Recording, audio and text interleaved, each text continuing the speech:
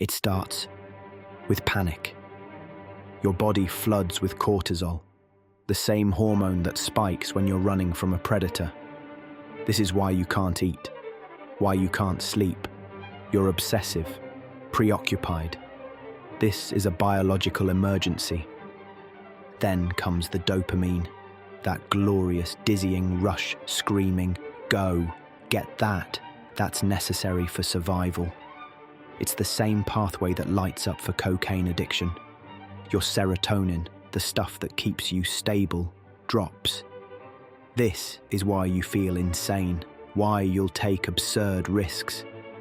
In clinical terms, your brain has lost its mind. This is falling in love, and if it's an illness, it's the oldest one we have. The ancient world knew this. They called it love sickness, a real, dangerous disease. Physicians wrote entire treatises. The symptoms: pallor, weak pulse, insomnia, loss of appetite, constant sighing. One medieval writer called it virulent and dangerous. The diagnosis was elegant. A physician would hold your wrist, feeling your pulse, then casually mention the name of your suspected beloved. If your pulse leaped, confirmed. The cures were physical, cooling diets, exercise, bloodletting. According to humoral theory, lovesickness was an imbalance, specifically an excess of black bile, the humor that made you melancholic, dark, and sad. But physicians agreed on only one guaranteed treatment: consummation with the beloved. But if that wasn't possible, then distraction would have to suffice. Go find someone else, and do it fast. Medieval doctors understood something we're still learning.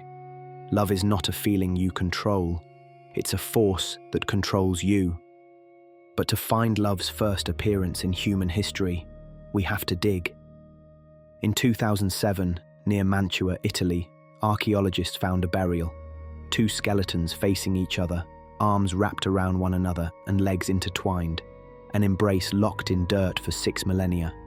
The Lovers of Valdaro. We know nothing about them, their names, their story, whether they were lovers at all. But someone arranged them this way, someone who understood that this gesture mattered. But even this isn't the beginning.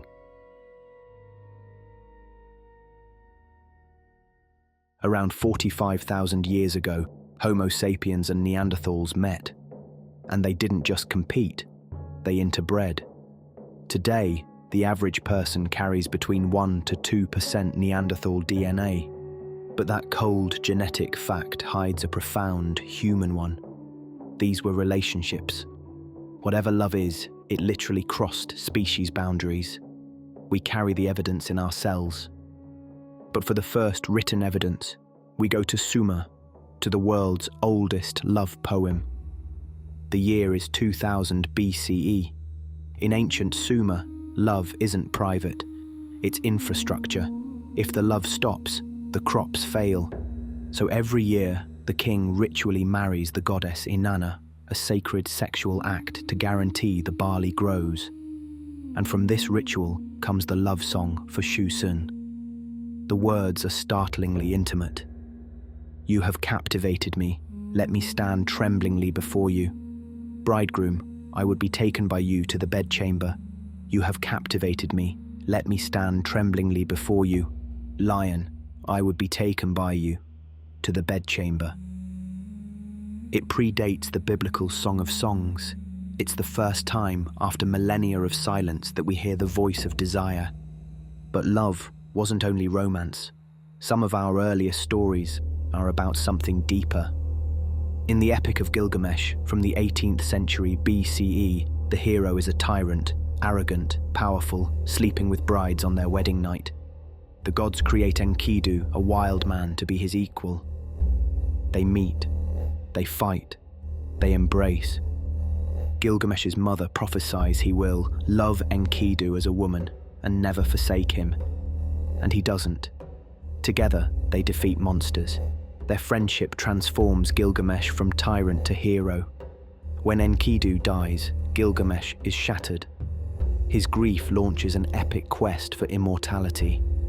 He fails, because that kind of loss can't be fixed. The love between these two men is the narrative core of civilization's oldest story. This echo rings in Homer's Iliad with Achilles and Patroclus. Achilles withdraws from the Trojan War over a dispute about a woman. Nothing can move him, not riches, not warnings of slaughter. Then Patroclus is killed. The grief that breaks Achilles is total. He says of him, "I loved him more than any other comrade. I loved him like my head, my life, myself." Scholars have debated their relationship for centuries. Were they lovers, comrades? The label is irrelevant. The love is the engine of the story. Achilles returns to battle not for honor, but for pure, loving vengeance. His rage seals Troy's fate. From the very beginning, love is shown not as comfort, but as motive, a force strong enough to burn kingdoms. The Greeks understood this on a cosmic level. Their universe didn't begin with a plan. It began with chaos, the gaping primordial void, and what was one of the first things to emerge? Love. In Hesiod's telling, Aphrodite isn't born peacefully. She is born from cosmic violence, rising from the sea foam created when the sky god Uranos was castrated by his own son. From the very beginning, the Greeks understood, love isn't just chaotic, love is born from chaos. This cosmic, violent energy didn't just linger in the background. It was the daily drama of the Olympian gods themselves, the original divine soap opera. Far from being immune, the gods were love's primary agents, and its first victims. Zeus transformed into a shivering cuckoo to seduce his sister Hera. She took pity on the bird, held it to her breast, and he transformed back and ravished her. She married him, not exactly by choice. Their marriage produced children, but was defined by Zeus's relentless affairs and Hera's jealous revenge. Not against Zeus, he was too powerful, but against his lovers, the original dysfunctional marriage. Then there's Aphrodite, goddess of love, beauty, and pleasure, born from the severed genitals of a god thrown into the sea, married to Hephaestus, the ugly blacksmith, but sleeping with Ares, the god of war. Love and war tumbling into bed. All is fair in love and war. Their children, Phobos and Deimos, fear and terror.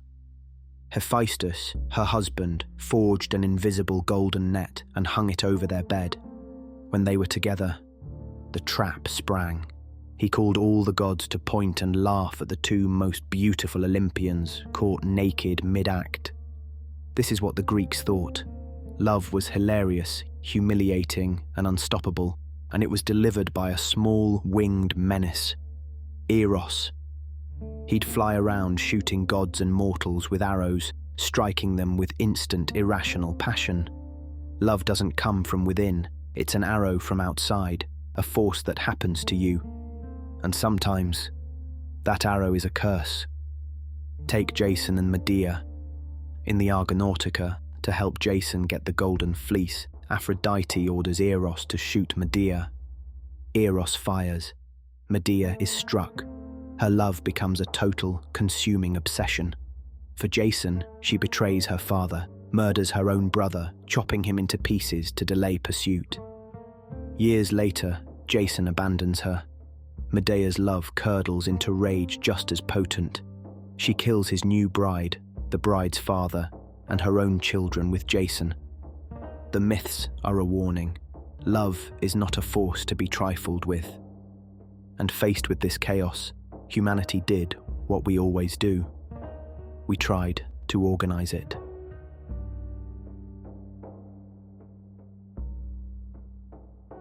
In ancient Greece, the cradle of Western philosophy, art and science, same-sex love was celebrated. Sappho, the poet from the island of Lesbos, wrote intensely personal lyrics about her desire for other women. Her surviving fragments are among the first-person accounts of romantic feeling in Western literature. Her name gave us Sapphic, Her home gave us the word lesbian. It's in this world that Plato presents his ladder of love. At a dinner party in the Symposium, the playwright Aristophanes tells a myth. Humans were originally creatures with 4 arms, 4 legs, 2 faces, 3 sexes, male-male, female-female, and male-female. Zeus split them in half. Now everyone wanders Earth searching for their other half. That desire for wholeness, that's love. But Socrates offers something different. He describes a ladder. You begin with attraction to one beautiful body, then appreciate all beautiful bodies, then the beauty of souls, then laws, then knowledge. Finally, you contemplate beauty itself, eternal, perfect, divine beauty. This is Platonic love. For Plato, this wasn't simply sexless friendship. It was an active, philosophical process. It meant taking that raw, dangerous eros and refining it step by step toward wisdom, an attempt to make love safe. And while philosophy tried to make love safe, religion tried to make it sacred. In Genesis, God creates Adam, but something's missing. So God fashions Eve from his rib, love born from companionship. Then comes the serpent, the forbidden fruit, the knowledge. Suddenly, they're aware of their nakedness. Love, knowledge, and shame tangled together. The consequence? Exile, pain, labor. Love was the perfect thing in paradise. The fall is what made it complicated. But in the New Testament, Jesus offers something radical. When asked to summarize all ethics, he says, "Love God and love your neighbor as yourself." Selfless, unconditional, universal love for all humanity. Jesus' contemporaries, the Romans, had a more practical approach. Around 2 BCE, Ovid wrote Ars Amatoria, The Art of Love, a witty, explicit instruction manual for conducting affairs. Where to pick up women, how to seduce them, how to keep them, even how women should attract men. This was love presented as a game of strategy and skill, a battle of wits. Ars Amatoria was published right when Emperor Augustus was pushing moral laws. Augustus wasn't amused. In 8 CE, Ovid was exiled to the bleakest corner of the empire. He'd learned love is always political. But Augustus didn't just exile poets. He went further. His marriage laws imposed financial penalties on unmarried and childless men between 25 and 60. Meanwhile, fathers of 3 or more children received special privileges. The wedding ring tradition solidified here too. Romans wore iron rings symbolizing strength, later gold for status. They believed in the vena amoris, a vein running directly from the 4th finger to the heart. Anatomically completely wrong, but beautifully poetic. Meanwhile in China, another tradition was forming. The old man under the moon, Yue Lao, god of love and marriage, ties an invisible red cord around the ankles of those destined to meet and marry. This thread may stretch or tangle, but will never break, binding 2 souls together regardless of time, place, or circumstance. This is love as fate, as something written before you're born. The folktale of the cowherd and weaver girl captures this perfectly. Xinu, the weaver girl, the star Vega, and Niulang, the cowherd, the star Altair, are celestial lovers banished to opposite sides of the Milky Way. Once a year, on the 7th day of the 7th lunar month, a flock of magpies forms a bridge so they can reunite for a single day. In India, meanwhile, Kama, desire and pleasure, was recognized as one of the 4 proper goals of human life alongside duty, wealth, and liberation. The Kama Sutra, composed around the 3rd century CE, is far more than a sex manual. It's a comprehensive guide to living well, covering courtship, finding a partner, maintaining relationships, and fostering mutual pleasure. These varied approaches reveal a fundamental tension. Is love fate, the predestined connection of the red thread? Or is it a project, something to be worked for, strategized, achieved. But while this conflict brewed, another world was writing a different story. In the Islamic Golden Age, love wasn't just a game or a contract. It was a science and a path to the divine. Scholars like Ibn Hazm wrote The Ring of the Dove, a stunningly modern psychological treatise on the mechanics of desire. And Sufi mystics, like the poet Rumi, used the language of ecstatic, romantic passion as a direct metaphor for their connection to God. Love was sensual, philosophical, and spiritual all at once. In the Middle Ages, marriage had nothing to do with love, especially for nobility. Marriage was business, merging land, forging alliances. You married who your father told you to marry. So where did love go? It became courtly love, a stylized game celebrated in troubadour songs across Aquitaine and Provence. The rules, codified by Andreas Capellanus in his De Amore about love, were explicit. Love is not confined to marriage. Love rarely endures when made public. And love is reinforced by jealousy. In the same work, Capellanus outlines the stages of love. The first is arousing hope. Second is offering kisses. Third is the enjoyment of intimate embraces. And the fourth, abandonment of the entire person. Love had to exist outside marriage because marriage was duty. Love was free choice. The knight would serve his lady from afar, wear her colours, perform quests, live in perpetual yearning. The archetype was Lancelot and Guinevere. Their adulterous passion was the pinnacle of devotion in Chrétien de Troyes' 12th century romance.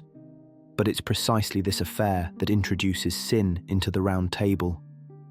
Their love builds a fantasy and brings Camelot crashing down. Then there's Tristan and Isolde. Tristan is sent to escort Princess Isolde to marry his uncle, King Mark. On the journey, they accidentally drink a love potion and fall into irresistible, all-consuming, doomed love. Their story became a cornerstone of medieval literature. Passion as uncontrollable force, love over loyalty, the connection between great love and great suffering.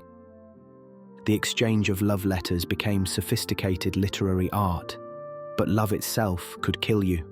Medieval lovers used magic, love potions with dangerous ingredients. Spanish fly, derived from crushed blister beetles, a powerful toxin causing inflammation mistaken for passion. It frequently led to poisoning and death. Other recipes called for mashed worms, herbs, cakes made from sweat and blood, fed to the object of affection. Alongside these magical attempts to force love, there's the persistent myth of mechanical attempts to force fidelity. The chastity belt. The idea was simple, metal contraptions to ensure fidelity, but there's virtually no credible evidence they were ever actually used. The concept appears to have originated as a satirical joke in a 15th century manuscript, later popularized by Victorian museums catering to fascination with medieval barbarism. Not all medieval love stories were fantasies. Some were terrifyingly real. Peter Abelard was Paris's most famous philosopher. Héloïse was a brilliant young noblewoman, his student. They fell passionately in love. She became pregnant. They married in secret. Her uncle found out. His kinsman broke into Abelard's room one night and castrated him, cutting off those parts of his body with which he had done that which was the cause of their sorrow. He became a monk, she a nun. Their physical relationship was over. Their love survived only in letters, some of the earliest statements of feminist thought, with Héloïse arguing that marriage was a form of prostitution. For thousands of years, love and marriage were completely different things. Marriage was the contract. Love was the chaos. The greatest love stories were adulterous. The Renaissance formalized this split. Marriage for family, property, and stability. Love for poetry, art, and personal inspiration. This separation created space for love to be explored as individual, emotional, transcendent, untethered from social duty. Then, something changed.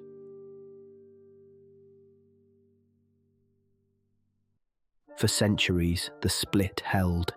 Marriage was duty, love was a dangerous, often adulterous fantasy. Then came the Enlightenment, a revolution in thought.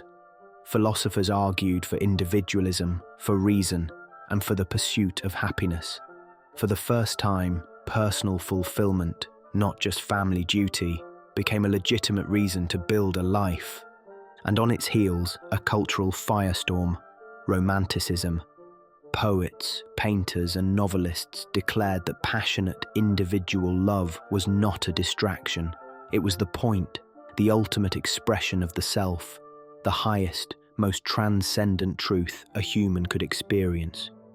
The intellectual right to happiness met the cultural command to feel, and the collision of these two ideas would tear the old world apart. It set the stage for our greatest experiment and our greatest burden. About 250 years ago, we did something unprecedented. We demanded that marriage contain love. This shift happened as people moved to cities, gained economic freedom, began choosing their own partners. The transition from agricultural to market economies, the spread of democratic ideals. Young people got more freedom. Today, 88% of Americans list love as a very important reason to marry. For most of human history, that would have sounded insane.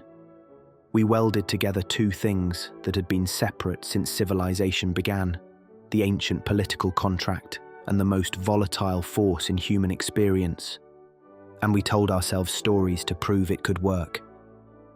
Shah Jahan was a Mughal prince, and Taj Mahal, a Persian noblewoman. They were betrothed at age 15 and 14, married in 1612. He took two other wives for political reasons, but court chroniclers note his relationships with them were purely formal.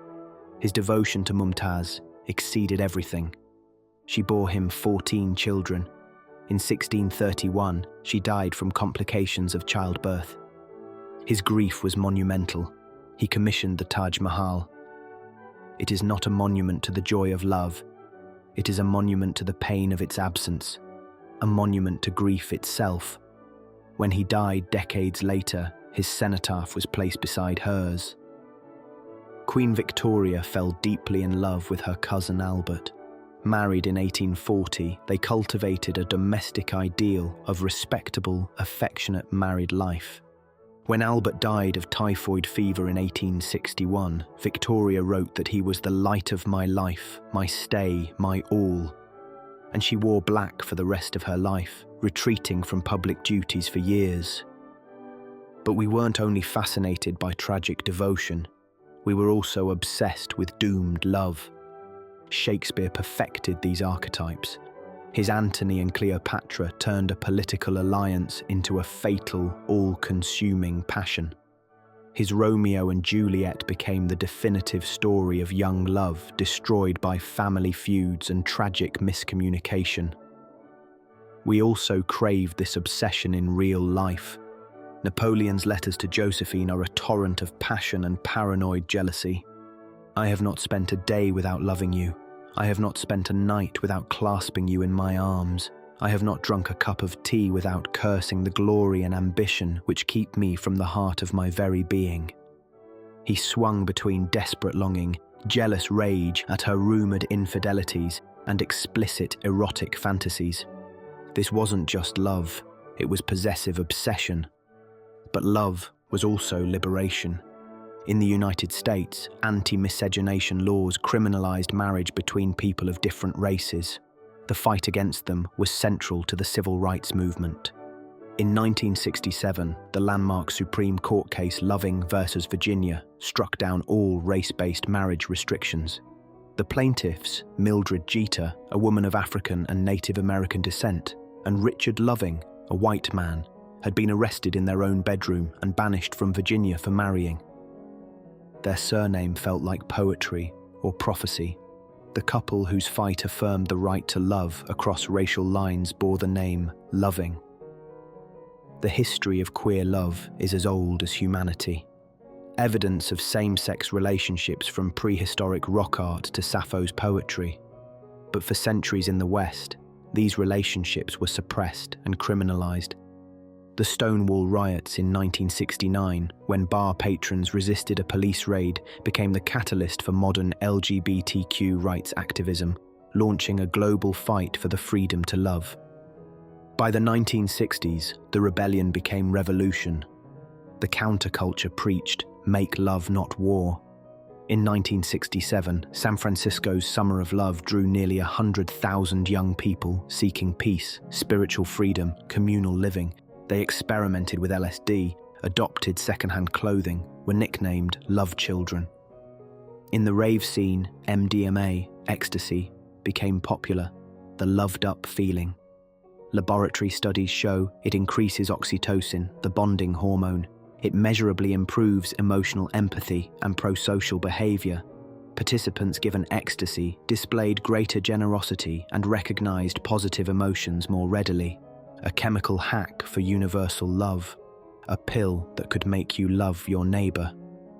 Which brings us back to the brain. After thousands of years, we can finally look inside. Anthropologist Helen Fisher proposed 3 separate brain systems. Lust, the sex drive, testosterone and estrogen, motivates mating with many partners. Attraction, romantic love, dopamine and norepinephrine, obsessive, euphoric, focused entirely on one person. Attachment, long-term love, oxytocin and vasopressin, the calm, comforting bond with partners and family. The sickness of falling in love, that's attraction running full blast, fueled by cortisol and dopamine before attachment kicks in. What about heartbreak? That's biological withdrawal. Brain imaging shows social rejection activates the same neural pathways as physical pain. Your body releases stress hormones. Serotonin drops. Chemically, heartbreak is a mini depression. Psychologist Robert Sternberg mapped it too with his triangular theory. All love is a mix of intimacy, passion, and commitment. You can have just one, that's infatuation, or empty love, or liking. The Holy Grail blends all 3. Consummate love. We have maps, we have chemical blueprints, we have stories from thousands of years of human history. Finally, we understand it. Or do we? Celebrity worship is modern parasocial love for idols we'll never meet. Researchers created a celebrity attitude scale, measuring it from harmless fandom to borderline pathological obsession, correlating with narcissism, depression, and stalking. Reality shows like Love Island, Love is Blind, and The Bachelor teaches us that love is a competition you must win, that you must compromise yourself to prove you're worthy, that everything is a performance. Corporations are happy to help. McDonald's launched "I'm Lovin' It" in 2003, the most successful marketing slogan in recent history, linking our deepest affection to fast food. But the commercialization of love needed a focal point. It found one in a minor religious feast that centuries earlier had been transformed by a single poet. Before the 14th century, there's no known association between Saint Valentine, a 3rd century Roman martyr, and romantic love. But one poem transformed a minor religious feast into the world's premier celebration of romance. The connection was forged in 1382 by Geoffrey Chaucer in Parliament of Fowls, a dream vision where birds gather on St. Valentine's Day to choose their mates for the year. For this was on St. Valentine's Day, when every fowl comes there to choose his mate. This was the first recorded instance linking the saint's day with courtship rituals. The idea caught on. By the 15th century, writing valentines to one's beloved was established tradition. In the 19th century, the Industrial Revolution made mass production of greeting cards possible. Esther Howland began producing elaborate factory-made valentines in the 1840s. By the early 20th century, Hallmark had turned the holiday into a commercial juggernaut. Mills and Boon revolutionized publishing by creating the modern romance novel using marketing techniques borrowed from consumer goods. They sold a standardized, branded version of love to a massive global audience.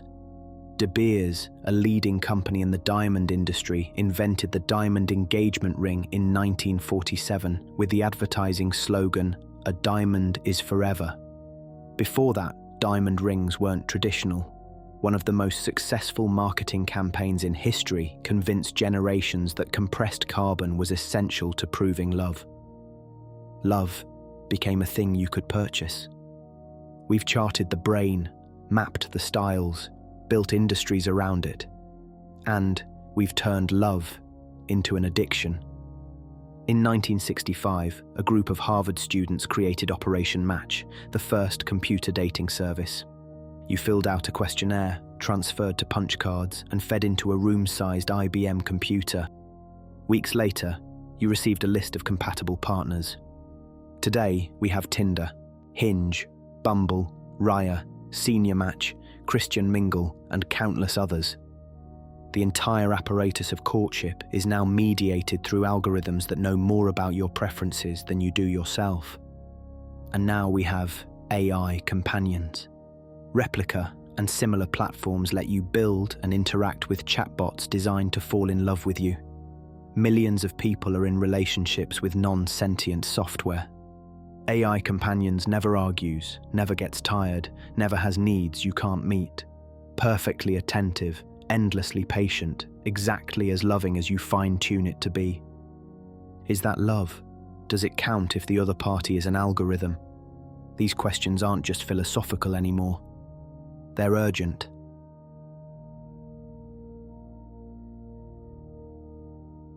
Love addiction is a real clinical diagnosis. People who suffer from it become dependent on the high of new relationships, churning through partners. They're unable to stay once the chemistry shifts from infatuation to attachment. But why? The dopamine reward loop of early infatuation mimics cocaine.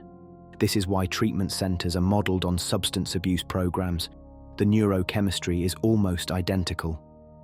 Spending more than 65% of waking hours fixated on someone is obsessive love, and that is pathological, linked to anxious attachment, to fear of abandonment so intense it becomes the organizing principle of your life. Stockholm Syndrome is trauma bonding so intense that hostages defend their captors, named after a 1973 bank robbery in Stockholm where 4 hostages were held for 6 days and later defended their abductors. Only about 8% of hostages develop it, but when it happens, it reveals something disturbing. Small acts of kindness from someone who controls your life and death can feel like love. The brain, desperate for connection, will find it anywhere. From obsession, it's a short step to violence. Dueling, men killing each other over romantic disputes, was standard aristocratic practice for centuries. Russian poet Alexander Pushkin died in 1837 from wounds suffered in a duel over his wife's honor. Henry VIII had Anne Boleyn executed when she failed to produce a male heir. His desperate desire for one drove him to break with the Catholic Church to marry her. When she didn't deliver, his infatuation curdled into tyranny. Mark Antony and Cleopatra's mutual obsession led to war and double suicide. Love doesn't ennoble us as much as we'd like to think. And then there are people who fall in love with objects. Objectophilia is the romantic, emotional, and sometimes sexual attachment to inanimate things. Erika Eiffel married the Eiffel Tower in 2007. She changed her name legally and described a genuine emotional and spiritual connection with the structure. Before that, she'd been in a relationship with the Berlin Wall. Earita Berliner Mauer married the Berlin Wall in 1979. Others have formed life partnerships with cars, amusement park rides, even video game characters. The ancient Greeks had a story about this. Pygmalion, a sculptor, becomes disgusted with real women and carves his ideal woman from ivory. He names her Galatea. He dresses her, talks to her. He prays to Aphrodite to bring her to life. And she does. The goddess, moved by his devotion, transforms the statue into a living woman. The myth validates the impulse. If you love something enough, it becomes real. But here's the question. Are these people any stranger than the rest of us? They've just eliminated the middleman. They don't have to negotiate with another consciousness, another set of needs and desires. Their love object will never leave, never change in ways they don't control, never disappoint them. Maybe it's the logical endpoint of romantic individualism, a love that requires only one person. Lovecraftian horror, named after H.P. Lovecraft, a name conveniently related to the word love, isn't about monsters. It's about the existential terror of discovering humanity is insignificant, that vast, ancient, incomprehensible forces exist that don't care about us at all. That's the horror. Not that the universe is cruel, but that it's indifferent. Now think about love. Love is an ancient biological program that hijacks your prefrontal cortex and makes you obsessed. It mimics the neurochemical profile of mental illness. It causes actual physical pain when thwarted. It can literally break your heart. There's a real medical condition called broken heart syndrome, where extreme emotional trauma can actually cause heart failure. Love doesn't care about your happiness. Love cares about gene propagation, about pair bonding long enough to raise vulnerable offspring. The fact that it feels profound, that it generates art and philosophy and meaning, is incidental, a side effect. It's a force as impersonal and indifferent to your individual well-being as gravity. It uses you for its purposes: survival, reproduction, species continuation, and then moves on. Love, from this perspective, is Lovecraftian, a cosmic horror, an ancient, incomprehensible force that possesses you, deactivates your reason, makes you do things that harm yourself and others, and you thank it for the experience. You write songs about it, you center your life around it. Blaise Pascal, 17th century mathematician and philosopher, wrote, "The heart has its reasons, which reason does not know." He wasn't being sentimental. He was pointing out something important. Rationality alone can't generate meaning. You need to care about something, irrationally, unreasonably, to have any reason to do anything at all. Without love, what would we reason about? Why would we build cities or write poems or explore space? Pure logic, absent attachment, absent care, is just mechanism. It's a calculator. Love, messy, irrational, dangerous love, is what gives us something to reason toward. Our definitions are still expanding. We're challenging old rules, exploring polyamory, relationship anarchy, philosophies arguing relationships should be consciously designed by the people in them, not social scripts. After 50,000 years, we're still figuring it out.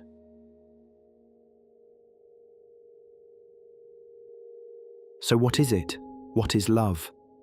Maybe what Bell Hooks wrote: love isn't a feeling, but an action. Care, commitment, knowledge, responsibility, respect, trust. Or what Erich Fromm argued: love isn't something you fall into, but an art you must practice, a skill requiring discipline and maturity.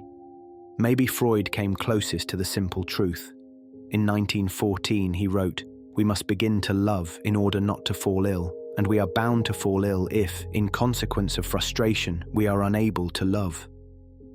That's where we started, with chemical panic, a glorious, stressful, biological need. Maybe that's all it is, the oldest need we have. Even in horror, we still write love letters. From World War I trenches, Sergeant Reno wrote to his sweetheart Beatrice. He begged for a photograph, threatened to swallow a bomb if she didn't send it. Later, exhausted and surrounded by gas attacks, he wrote again, "I'm just a very tired, very lonesome critter, and you're the only girl I've got, the only one I tell about it." In World War II, 70,000 British women, GI brides, married American soldiers they'd known for months or weeks and emigrated to a country they'd never seen. Acts of faith or desperation or hope in the middle of industrial-scale death. In the Soviet Union, censors read soldiers' love letters and cut out anything unpatriotic. Not just military secrets, but also emotional content. If you were too sad, too honest about missing home, the censor's scissors turned your letter into confetti. Love had to serve the state. That official, bureaucratic chill, the idea that love is a distraction, lingered. In 2003, Russian cosmonaut Yuri Malenchenko was strongly discouraged from marrying his fiancée while on mission. He defied them and married her via video link from the International Space Station, the first wedding in space. From a Sumerian priestess inviting her king to bed, to a Neolithic couple locked in an embrace for 6,000 years, to a lonely soldier in a trench trying to make it home, to a cosmonaut orbiting Earth, saying vows to someone on the planet below.